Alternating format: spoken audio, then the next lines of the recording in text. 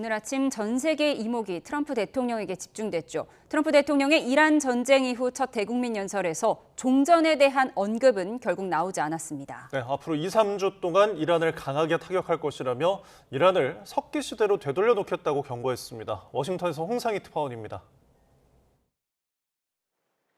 굳은 표정으로 백악관 연단에 선 트럼프 대통령은 미국이 핵심 전략 목표를 거의 달성했다고 밝혔습니다. 이란 해군을 제거했고 공군과 미사일 전력을 무력화했으며 방위 산업 기반을 파괴하고 핵무기 개발을 차단했다며 임무를 매우 빠르게 끝낼 거라고 강조했습니다. 그러면서도 앞으로 2, 3주에 걸쳐 이란에 극도의 타격을 가할 거라고 경고했습니다. We're going to hit them extremely hard over the next 2 to 3 weeks. We're going to bring them back to the Stone Ages where they belong. 이란과 합의 도출에 실패할 경우엔 발전소를 타격할 거라고 말했습니다. 전쟁이 끝나면 호르무즈 해협도 자연스럽게 열릴 것이라면서도 해협을 통해 원유를 들여오는 나라들이 용기를 내 해결하라고 말했습니다. Buy oil from the United States of America. We have plenty. Build up some delayed courage. Should have done it before. Should have done it with us as we asked. Go to the strait and just take it. Protect it. Use it for yourselves. 유가 상승도 단기적이라며 곧 내려갈 거라고 강조했습니다. 오바마의 핵 협정이 계속됐다면 이란이 대량 살상 무기를 갖게 됐을 거라며 일기 당시 핵 협정 파기와 이번 전쟁의 정당성을 강조하는 데 주력했습니다. 이례적으로 18분 동안 짧게 진행된 대국민 연설에서 예상했던 종전 선언에 대한 내용은 없었습니다. 트럼프 대통령의 공격 선언에 따라 앞서 설정했던 이란 전쟁 기간은 6주를 넘어설 것으로 보입니다. 워싱턴에서 YTN 홍상입니다. 트럼프 미국 대통령의 대국민 연설이 끝나자마자 이란은 이스라엘을 상대로 공습을 재개했습니다. 네, 앞으로 2, 3주에 걸쳐 이란에 극도로 강력한 타격을 가할 거라는 트럼프 대통령의 발언이 나오면서 호르무즈 해협의 긴장감도 더 높아지고 있습니다. 네, 지금부터는 중동에 나가 있는 YTN 특파원들 연결해 보겠습니다. 먼저 요르단 조수연 특파원, 지금 날씨가 좋지 않은 것 같은데 위치가 정확히 어디죠? 네, 저는 지금 이스라엘 국경에서 30km 떨어진 지점에 와 있습니다. 네, 안동준 특파원은 호르무즈 해협인가요? 네, 그렇습니다. 호르무즈 해협 근처에 있는 오만 무스카트에 나와 있습니다. 네, 속보부터 살펴보겠습니다. 조수연 특파원, 트럼프 대통령 연설에 대한 이란의 반응이 나왔다고요? 네, 그렇습니다. 조금 전에 이란 혁명수비대 입장이 나왔는데요. 혁명수비대는 성명을 통해 트럼프 대통령을 향해 위협적인 메시지를 보냈습니다. 당신이 굴욕과 망신을 당하고 후회하고 항복할 때까지 전쟁은 계속될 것이라고 밝혔습니다. 그러면서 더 치명적이고 광범위하며 파괴적인 행동이 기다리고 있다고 경고했습니다. 앞서 마수드 페제시키안 이란 대통령은 협상을 통해 종전을 모색하려는 의지를 내비쳤고요. 호르무즈 해협 재개방을 조건으로 한 휴전이 미국과 이란 사이에 논의되고 있다는 외신 보도도 나왔습니다만 혁명수비대는 호르무즈 해협을 적들에게 절대 열지 않겠다며 강경 노선을 고수하고 있습니다. 전황도 알아보겠습니다. 이란이 다시 이스라엘로 미사일을 발사했다고요? 네, 트럼프 대통령의 연설이 끝나자마자 이란이 이스라엘을 상대로 공습을 재개했습니다. 이스라엘군은 이란에서 날아오는 미사일을 포착한 뒤 즉각 방공망을 가동해 대응하고 있다고 밝혔습니다. 이스라엘 북부에는 새벽부터 공습 사이렌이 울려 퍼졌는데요. 아직 인명피해는 보고되지 않고 있습니다. 레바논의 친이란 무장정파 헤즈볼라도 이스라엘에 대한 공격에 가세했습니다. 헤즈볼라는 이스라엘 북부 하이파에 있는 군시설로 드론과 로켓을 발사했고 레바논 남부에서 이스라엘군을 겨냥한 공격도 재개했다고 발표했습니다. 네, 이스라엘도 연일 이란과 레바논에서 공세를 강화해 왔는데 이스라엘 측 움직임은 어떻습니까? 네, 현재 이곳은 오전 9시 45분을 향하고 있는데요. 보통 이 시간이면 이스라엘군의 공습이 한창 이루어지고 있을 시간인데 아직은 잠잠한 상황입니다. 이스라엘에서 미사일을 발사했다는 소식이 들리지 않고 있고 또 트럼프 대통령 연설에 대한 반응도 현재 나오지 않고 있습니다. 이런 가운데 걸프 국가들을 겨냥한 이란의 공격은 밤새 이어졌습니다. 사우디아라비아 국방부는 동부 지역으로 향하던 탄도미사일을 요격했다고 밝혔습니다. 아랍에미리트 국방부도 이란에서 날아온 미사일과 드론 위협에 대응하고 있는데요. 수도 아부다비의 경제 특구에서 미사일이 요격됐습니다. 바레인에서도 새로운 공격이 감지되면서 경보와 함께 주민들에게 대피령이 내려졌습니다. 우리 에너지 수급난도 더 장기화할 것으로 보입니다. 정부는 일단 이번 달 사용할 수 있는 대체 원유 5천만 배럴을 확보했는데요. 경제부 연결해서 자세히 알아보겠습니다. 박기원 기자, 먼저 대체 원유 확보 소식부터 정리해 주시죠. 네, 정부는 이번 달 도입될 대체 원유 물량이 모두 5천만 배럴 안팎으로 파악됐다고 밝혔습니다. 5월에 들어올 연유도 상당한 물량이라고 전했는데요. 이란 전쟁 이전에 월 평균 원유 도입량이 8천만 배럴 정도였던 것과 비교하면 다소 부족합니다.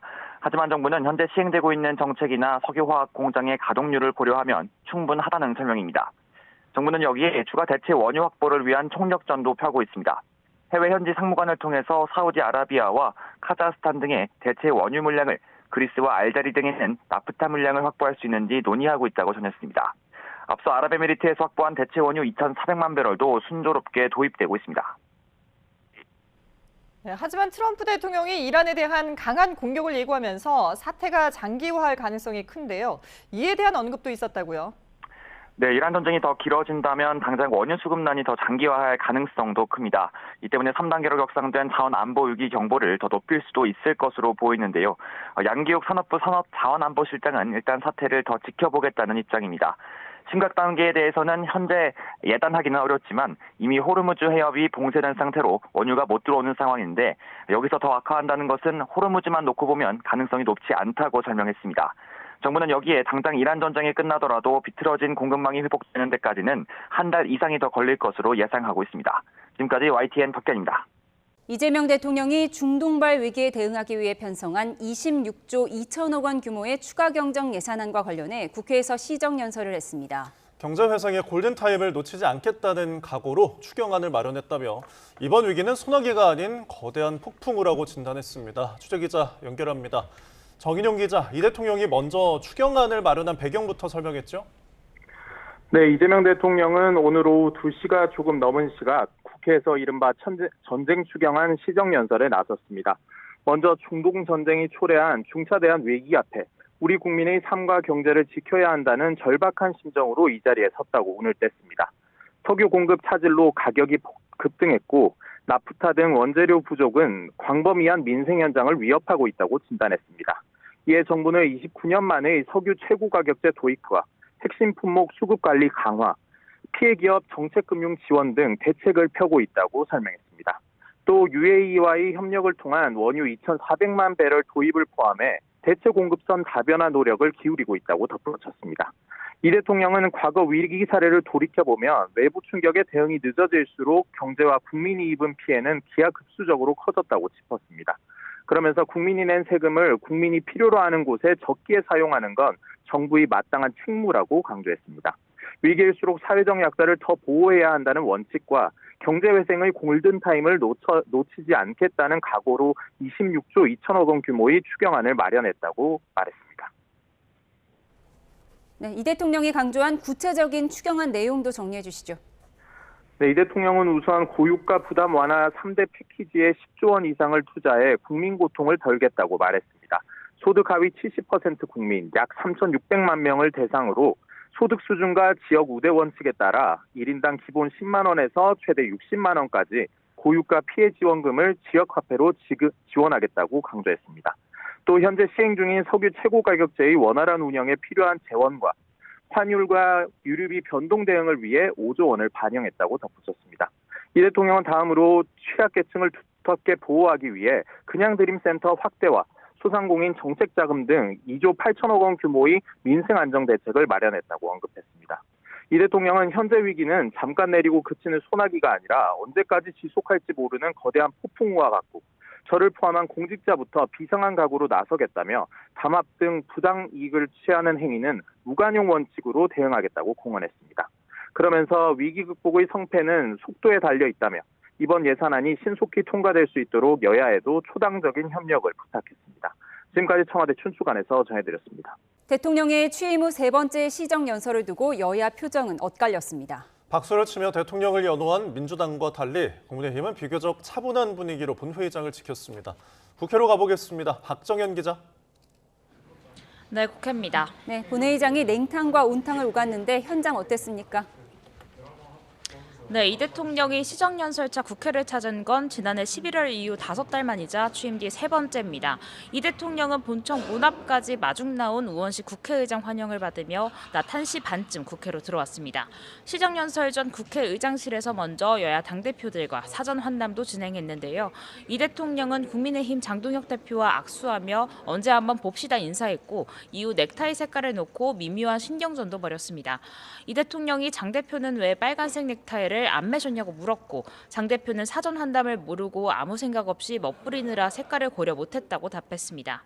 이에 민주당 정청래 대표는 전 대통령님과 깔맞춤을 했다고 거들었는데 이에 장 대표는 대통령과 정 대표는 소통이 되는데 야당과는 안 되는 것 같다 뼈 있는 말도 남겼습니다.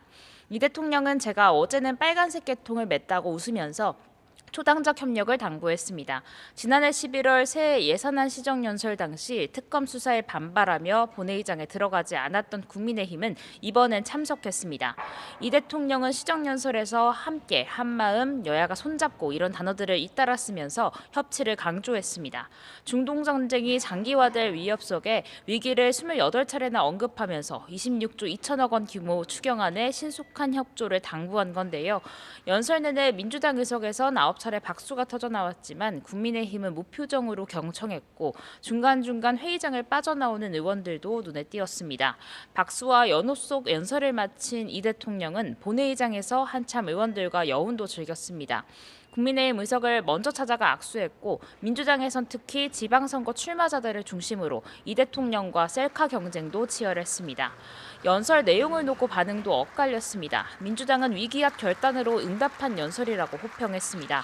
비접시 초과세수를 활용했다는 점을 강조해 재정 책임과 위기 대응 모두 챙겼다며 한치의 지연도 없이 추경안을 처리하겠다고 공언했습니다. 국민의힘은 남은 건 빚잔치 위 말잔치뿐이라며 특히 소득 하위 70%의 고유가 지원금 지급을 두고 물가 상승을 부채질하고 결국 다시 서민에게 전가되는 악순환을 초래할 거라고 맹비난했습니다. 장동혁 대표도 SNS에 선거 뒤 세금 핵폭탄을 떨어뜨리기 위한 달콤한 마취제라고 호평했습니다. 오는 10일까지 추경안 처리를 목표로 국회 상임위도 분주히 가동되고 있는데요.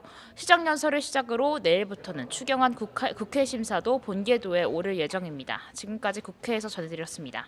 반세기 넘게 멈춰섰던 인류의 달 탐사가 다시 막을 올렸습니다.